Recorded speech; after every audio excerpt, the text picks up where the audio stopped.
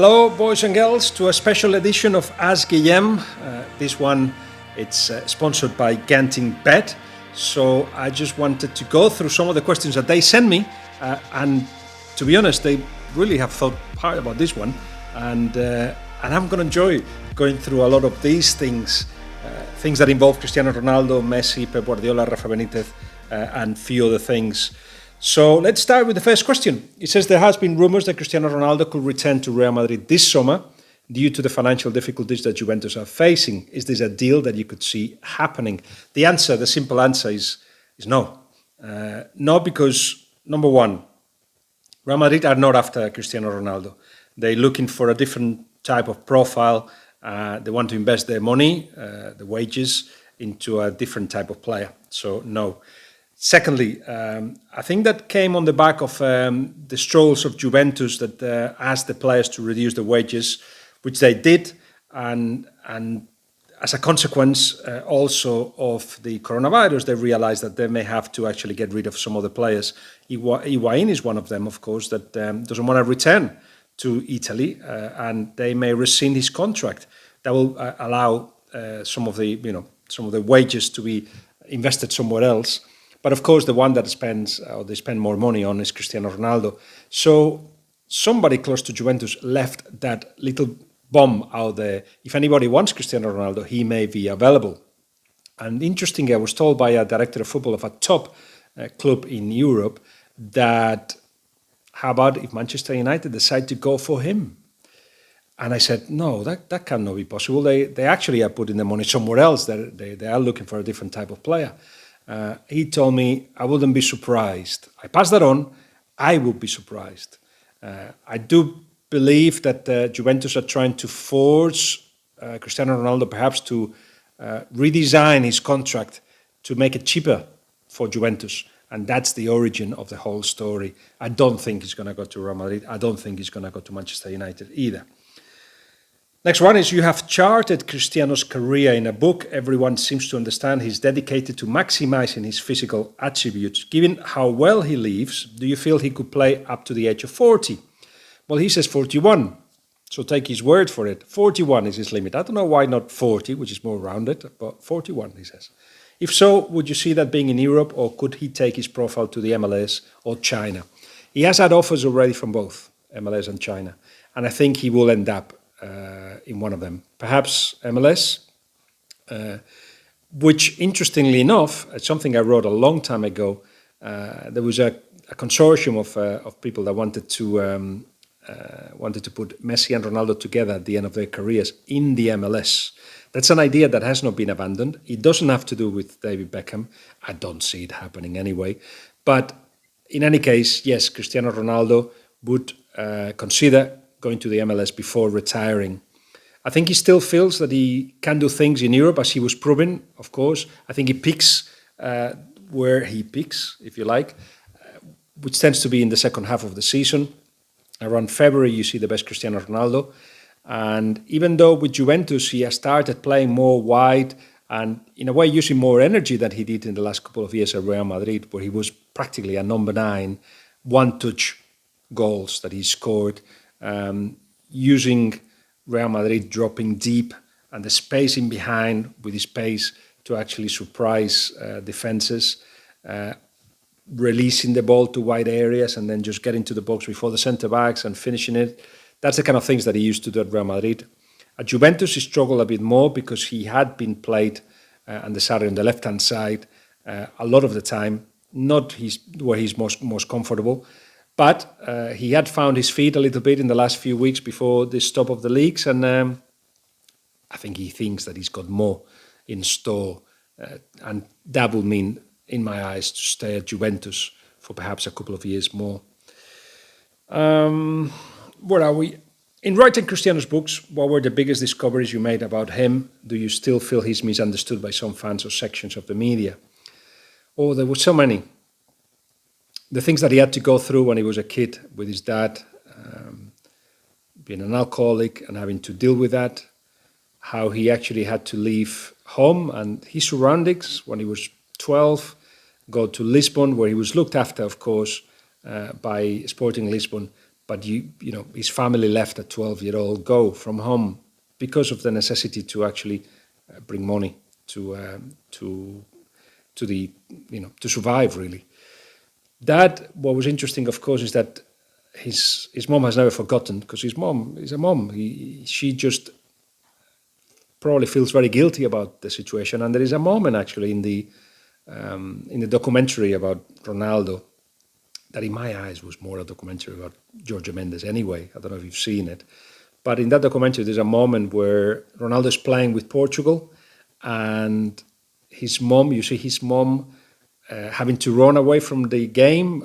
She was watching it at home, but having to run away from home because she was too nervous. She takes tablets to relax, but even so.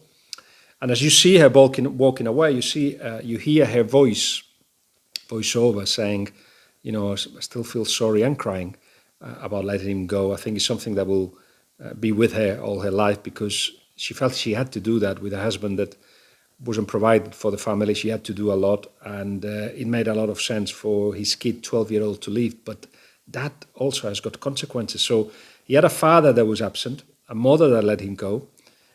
So you shouldn't be surprised that he is demanding everybody's love and devotion. If you don't give him love and devotion, you're in the bad list. I think that's one of the biggest things that I learned from it. Is he misunderstood? I think a lot of people now understand where he comes from and the things he does and why he does them. But saying that Messi is better than Ronaldo shouldn't mean that you are not treating Ronaldo well, or not being respectful of him. I think he's brilliant. Ronaldo is, for me, the best striker in the history of the game, perhaps, and Messi the best player in the history of the game. That's how I see it. Both of them absolutely brilliant.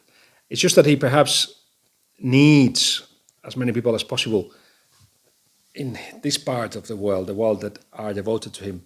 And those that are not devoted to him, they could even be considered enemies at some point. That's a way of living. That's how his mind works. What else? Leo Messi has just over 12 months left on his contract at Barcelona. Do you expect him to resign with the Catalan club in spite of the infighting within the senior hierarchy? That seems to be happening. It is happening. I think the players and the board are miles away from each other. There's been a bit of a truce, of course, but not before pointing out some deficiencies of the board from the part of the players. The players, Messi had a go at Eric Abidal. The players had a go at the board for how some of the stories came out in the media while the players were deciding what to do in terms of wages and cutting wages due to the coronavirus. And it just goes back to the same. There's a lack of leadership at the top of Barcelona right now. And quite clearly, the players feel that the squad is weakening instead of getting stronger. That means the finances haven't been properly used. This is a club that brings more money, or has brought, or we're calculating that would have more money than any other, but expenses mean that most of that money goes, and most of it as well in wages for the first team.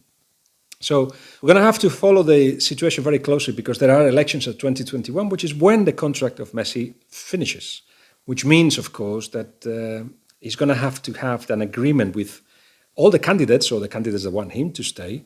So, perhaps get Bartomeu as his last decision to renew his contract with the agreement of all the candidates. Difficult situation, because candidates will think differently about what to do with the money, but I'm sure most of them, I've been told all but one of the candidates want Messi to stay at Barcelona.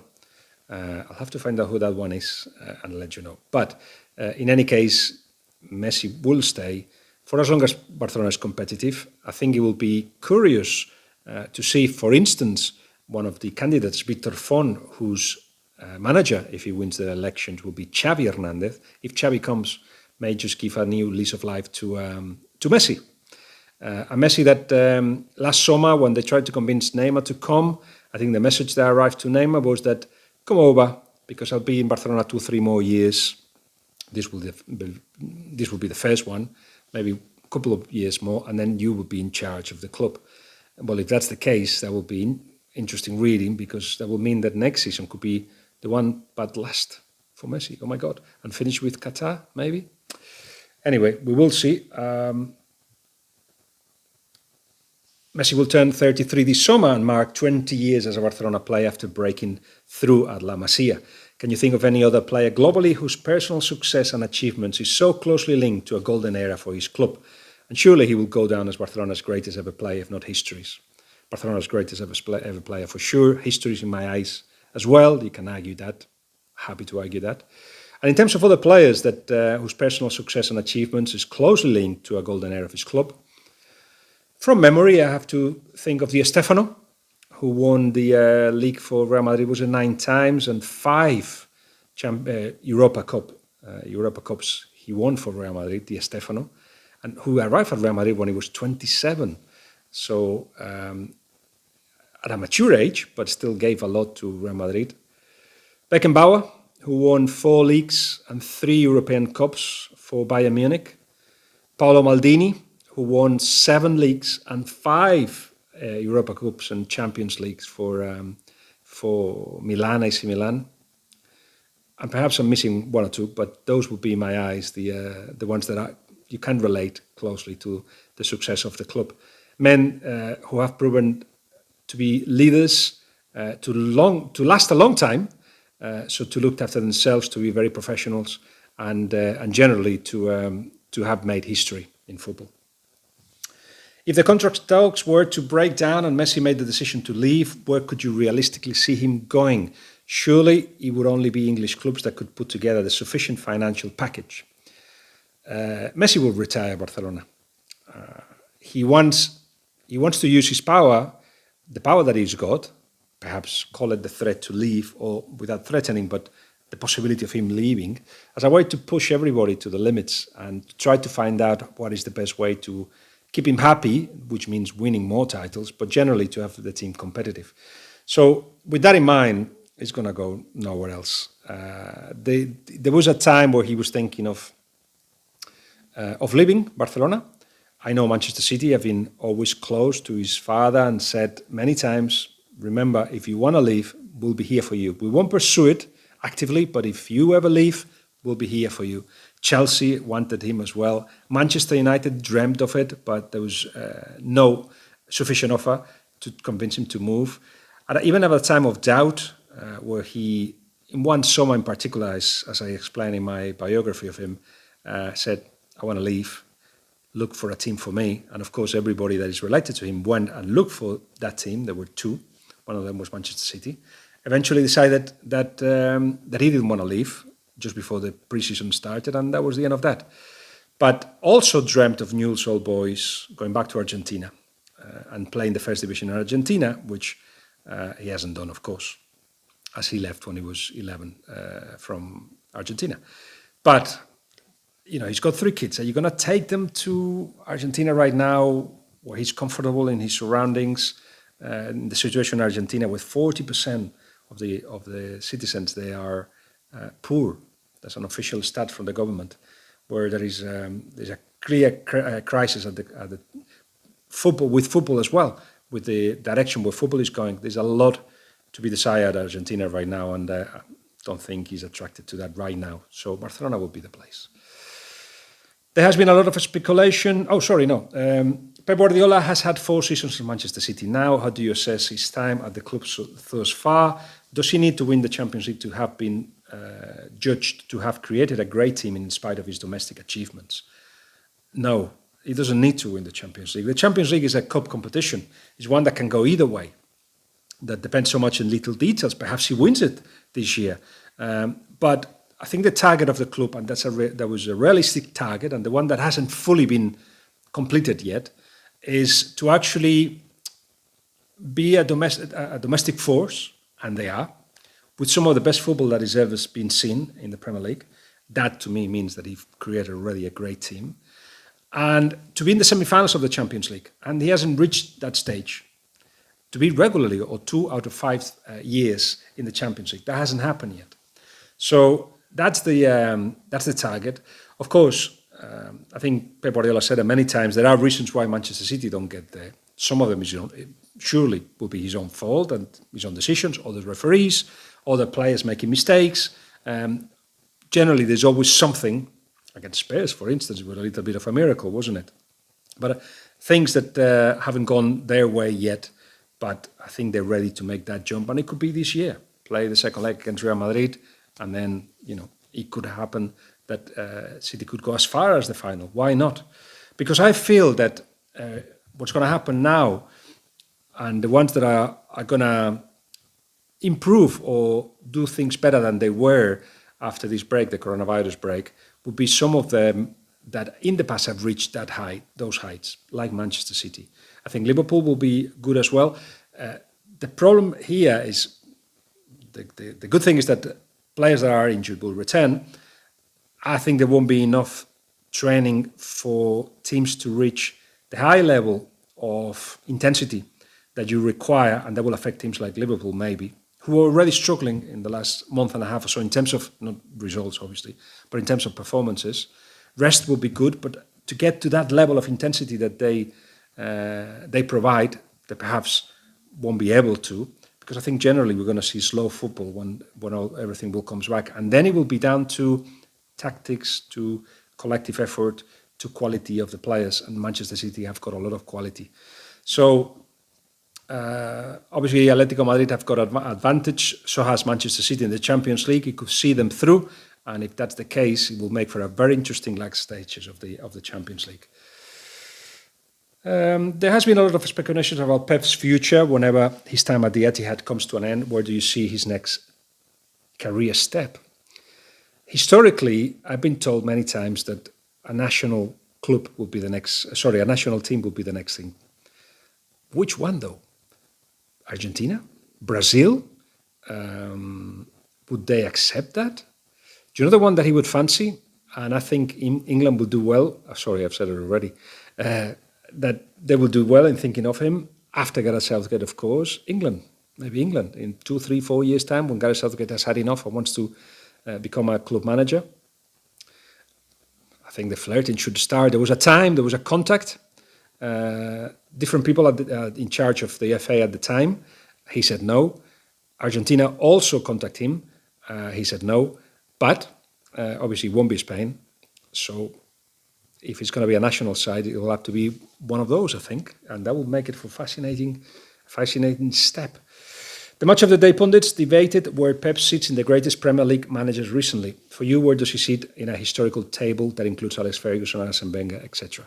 I think Pep Guardiola himself will tell you that he doesn't deserve to be in that list. It's humbleness, but at the same time, Alex Ferguson has won many titles at a time where financially they were in equal state to others, and at a time where he dominated financially as well and had a fantastic bench that allowed other teams not to win, other teams that were not as strong financially. Arsene Wenger has done very well as well with Arsenal. For Pep Guardiola to be put in that list, in terms of titles anyway, needs to be a longer period. But in terms of performances, I think the Manchester City of 2 years ago was the best football I've seen, after Barcelona. He's Barcelona. That's my opinion. Your book on Mauricio Pochettino looked at the job he did over half plus years at Spurs, securing 2 second places finishes, leading them to a Champions League final last season. How impressive is Pochettino's body of work at Tottenham? I'm a fan. What can I say?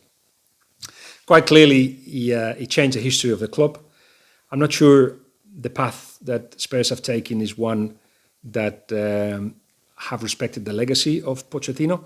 And it's a shame, because once you create an identity, it would have been good that the identity was respected and continued.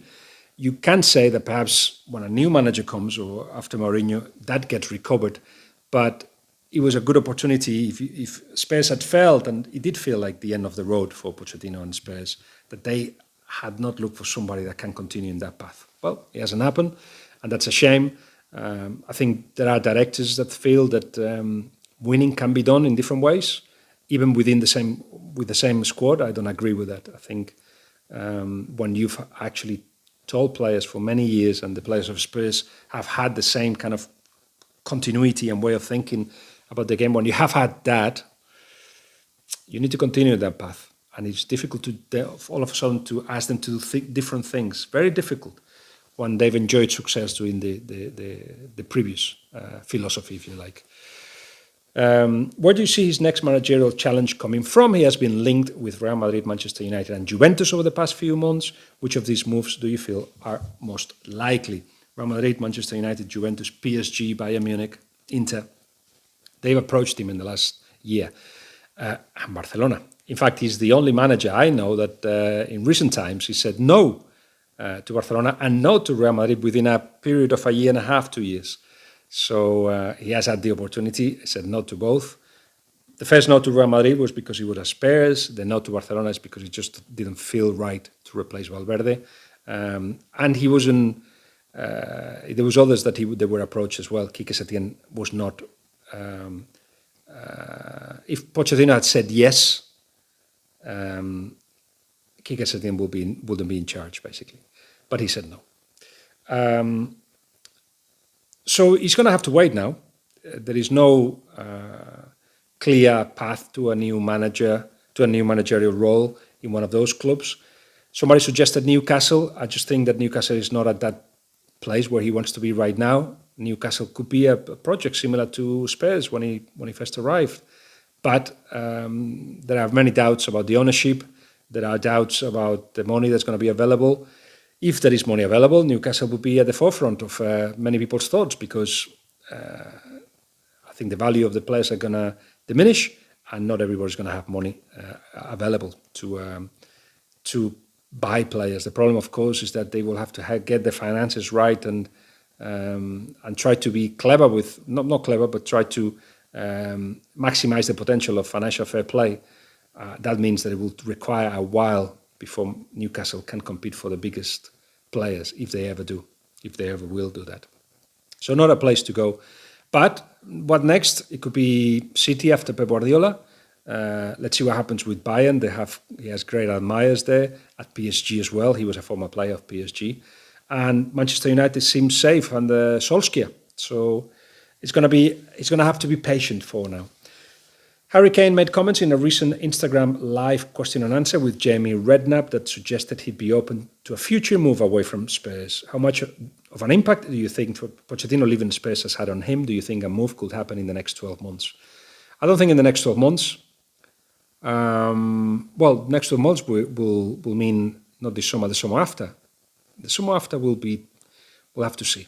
It makes sense for Harry Kane to actually move after the end of next season, because he's always wanted to do that. He's always wanted to challenge himself that way. I think Spurs had reached a limit that they won't be able to surpass for a while. So for Kane, he needs to go to the next step. But I just think at the point where he wants to leave, and he wants to leave and meet a challenge abroad, be it Juventus or Real Madrid, whatever it is, I think Manchester United may be in a position to convince him. And then he'll have to decide be on the table and say, all right, what do you want? This or this? And then we'll see.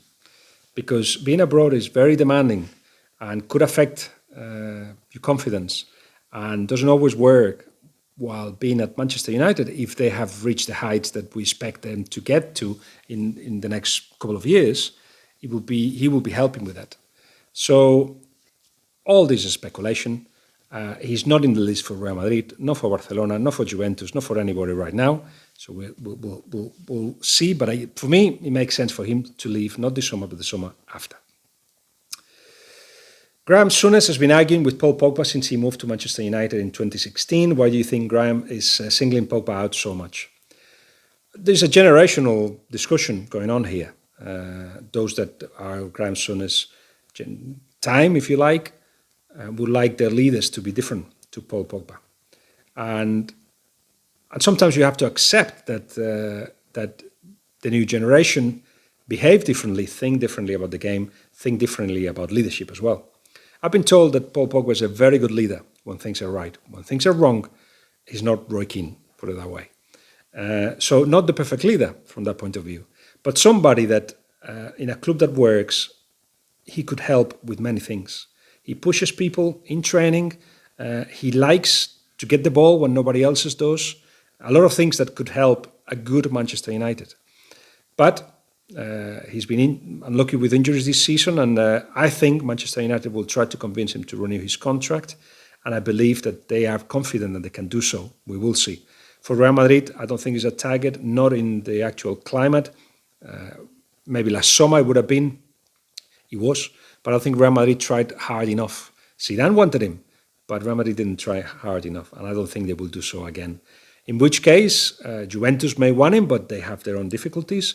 I think renewing his contract will make sense for both parts, so we'll see if that takes place. Liverpool are flying high at the moment. How far can Klopp take them? Is the limit winning the Premier League title, or can he go on to do a treble in years to come? Treble is just a bit of an accident. I don't think it should be considered a target. Winning the league 3 years in a row, winning the league next season against Manchester City, winning another Champions League, that would be amazing for a club that are just back into the elite. So, and they've done it by, you can see it progressively, from being in the Europa League final to winning the Champions League, having lost it once. What a journey! So he can continue with that. I think what's going to happen is, in the case of Klopp, I feel that this stop that we've all had to suffer makes people think and make them realize that perhaps they miss football more than they thought. Once you rest, you can actually enjoy senior surroundings where you build what you've done, and you wouldn't want to get away from it. I know that he signed a new contract. Perhaps he was thinking of retiring after that. Maybe this is going to give him a push to continue even longer. It's very demanding football for him, the way he approaches the game. But I reckon that he wants to keep seeing this family that is built do well. So winning the Premier League 2-3 times in the next 4 years, that will be amazing. And the Champions League once more, that will be a legendary era. Rafa Benitez wins percentage at Liverpool was the highest any manager had taken them since 1991, and Kenny Dalglish first Turner, now bested by Klopp again. Although they were very different tactically on the pitch, do you think they are similar, or they have similar managerial styles to get these results? No, they are different. Benitez is like a teacher that you respect. No, don't necessarily love, but you respect, because you know he's going to get the best out of you. But sometimes you hate him. With Klopp, he's a brother, he's a father, he's a friend. All that helps. There's an atmosphere that he creates that is based on feeling that they're all working together towards a goal. With Rafa Benitez, it was more like he was instructing people how to get to that goal. You have to follow those instructions to get there, and they got there through those instructions. So a completely different way of doing it. With Rafa Benitez in charge of Liverpool in 2005, they won the Champions League, which they didn't repeat again until recently with Jurgen Klopp. Do you think Klopp's current Liverpool team will beat Benitez's team of 2005? Interesting. With the likes of Jamie Carragher, Xabi Alonso, Steven Gerrard, pitted against current day Virgil van Dijk, Jordan Henderson and Fabinho. They have destroyed the Premier League, haven't they? No chance that Liverpool, even though they were runners-up in the league, and of course 2005 wouldn't be a good example because they finished fifth, a season on the brink, that was as the title of the book that I wrote on them. So no way 2005 could actually beat the current crop now. So that for me is a clear one. The Champions League triumph may have been the pinnacle of Benitez's career at Liverpool. I don't agree. I think being second in, they won to another Champions League in 6-7, and they won second in 8-9, weren't they? So that perhaps is the highest achievement that he reached, even though from 2009 things stopped going well. But that for me is the pinnacle. But do you think he ever really matched his achievements at Liverpool in any of his subsequent roles? Won a lot of titles with Inter, many more than with Liverpool. At Newcastle, he did very well as well, I feel. Obviously, the heights of Liverpool are very difficult to reach. He has done very well, did very well at Chelsea, and won title too. So under very difficult circumstances. I would say that also is a pinnacle of his career. Very difficult circumstances. Xenophobia thrown in his direction from his own fans. You look at it now and you think, how could anybody allow this to happen? I still think he's a top manager for many reasons.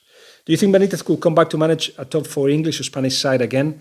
I'm sure he'd like to. It's going to be difficult because there is perhaps a new generation of young coaches or younger coaches than him that are doing very well and will take those roles.